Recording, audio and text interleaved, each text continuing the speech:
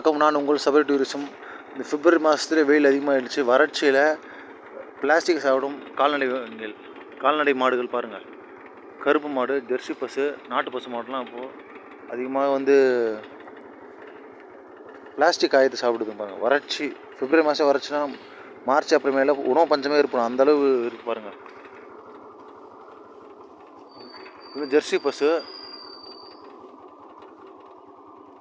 நாட்டு பசு மாடு பாருங்கள். வறட்சியில் தாவரத்துணுது பாருங்கள். இதெல்லாம் பாருங்கள், வீடு தத்தளிக்குது பாருங்கள். கால்நடை விவசாயத்துக்கு கண்டிப்பாக ஒரு நல்ல ஒரு இடம் தரணும். ஏன்னா கால்நடை விவசாயம் அத்தியாவசியம். இடம் காஞ்சிபுரம். கால்நடை விவசாயம் பாருங்கள். விவசாயம் பண்ணுறவங்களுக்கு கண்டிப்பாக ஆதரவு தெரிவிங்க. பழக விவசாயம், வளர விவசாயம். மறக்காம லைக் பண்ணுங்கள், ஷேர் பண்ணுங்கள், சப்ஸ்கிரைப் பண்ணுங்கள். நம்ம சேனல் சபரி டூரிசம்.